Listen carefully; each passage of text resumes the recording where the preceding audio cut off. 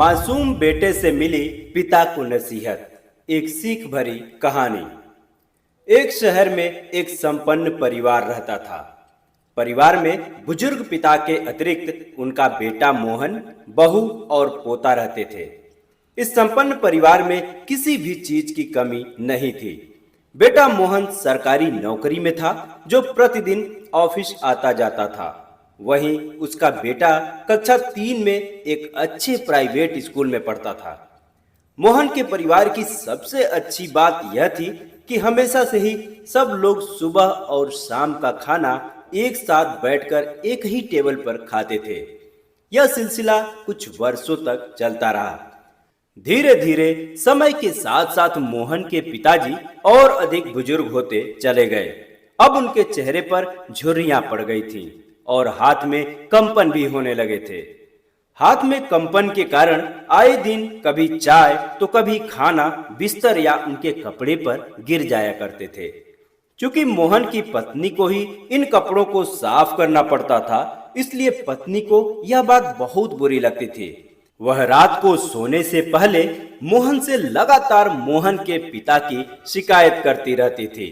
बार बार शिकायत करने के बाद मोहन के मन में भी यह बात घर कर गई थी कि अब पिताजी को खाने का तमीज नहीं है। खाना खाते समय जब भी टेबल या कपड़ों पर खाना गिरता था तो पति पत्नी दोनों मुंह टेढ़ा कर एक दूसरे को देखते हुए बूढ़े पिता पर नाराज हो जाते और बोलते थे, पिताजी अब आप बच्चे नहीं हैं, बूढ़े हो गए हैं, फिर भी खाने की तमीज नहीं है, थोड़ा ठीक से खाया कीजिए। मोहन के पिताजी को यह बात बहुत कड़वी लगी, पर वे भी मजबूर थे। वे इस बुढ़ापे में करते भी तो क्या करते। वह मुंह में रोटियां तो चबा रहे थे, पर उनका मन अपने बेटे मोहन के बचपन की यादों में चला गया था। मोहन का बचपन अब पिता के सामने आ चुका था।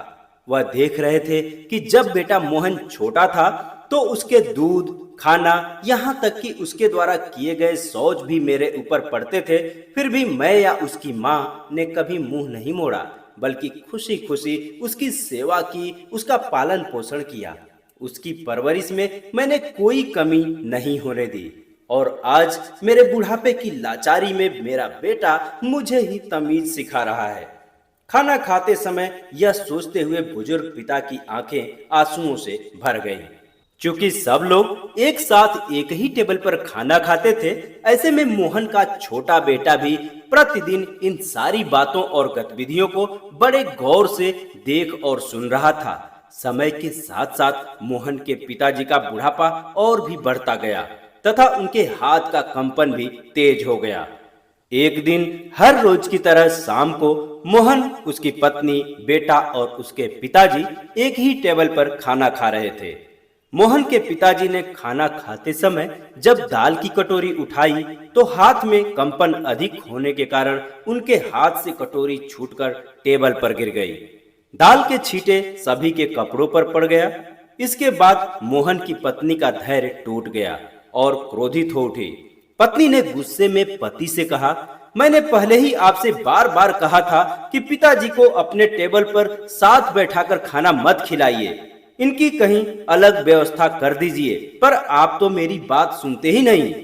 मोहन ने उसी दिन एक कोने में अपने पिताजी के लिए अलग टेबल लगवा दी। अब जब भी खाना खाने का समय होता तो हर रोज एक टेबल पर मोहन, उसकी पत्नी और बेटा तथा दूसरी तरफ एक कोने में टेबल पर बुजुर्ग पिता अकेले ही खाना खाते थे।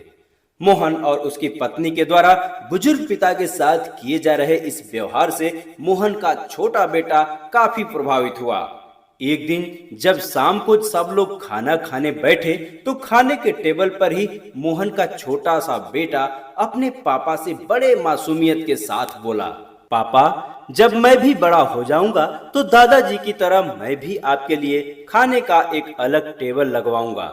मासूम बेटे की यह बात सुनकर मोहन के शरीर में अचानक से बिजली दौड़ पड़ी और वह सोचने पर मजबूर हो गया कि एक दिन मेरा भी बुढ़ापा आएगा और मेरा यही बेटा मेरे साथ भी यही व्यवहार करेगा जो मैं आज अपने पिताजी के साथ कर रहा हूँ। इस छोटी सी घटना ने मोहन की सोच बदल दी। उसने तत्काल अपने टेबल से उठते हुए अपने पिताजी को बाहों में भरकर गले लगा लिया और रोने लगा, क्योंकि अब उसको अपनी गलती का एहसास हो चुका था। अपने पिताजी से माफी मांगते हुए उन्हें अपने हाथों से खाना खिलाने लगा। पिता और बेटे दोनों की आंखें भर गई थीं। वहीं पत्नी भी यह सब देखकर अपने किए पर पछतावा करने लगी। वह भी पिताजी के लिए दौड़कर गिलास का पानी लेकर आई और पति पत्नी दोनों ने मिलकर पिताजी को खाना खिलाया। एक मासूम बच्चे की मासूमियत भरी बातों ने मोहन और उसके पत्नी को ये बहुत बड़ी सबक दे डाली कि हम जैसा अपने माँ बाप के साथ करते हैं तो हमारी अगली पीढ़ी भी वही देखकर उसका अनुसरण करती है। अर्थात यूं कहें कि जो हम बोएंगे वही हमें काटने को भी मिलेगा। तो दोस्तों, इस समाज में हम चाहे जितना भी दौलत कमा लें, इज्जत कमा लें, पर यदि अपने माँ बाप की सेवा नहीं करते हैं तो यही समाज हमें हीन दृष्टि से देखता है। और एक दिन ऐसा भी आता है कि अपनी ही औलाद अपने माँ बाप की सेवा नहीं करते। तो दोस्तों, ये कहानी आपको अच्छी लगी हो तो इस चैनल को अभी सब्सक्राइब कर लीजिए और मेरा मनोबल बढ़ाइए, ताकि आपके लिए एक से बढ़कर एक कहानियां लेकर आता रहूं। तो मिलते हैं दोस्तों किसी अगली कहानी के साथ अगली वीडियो में। तब तक के लिए नमस्कार।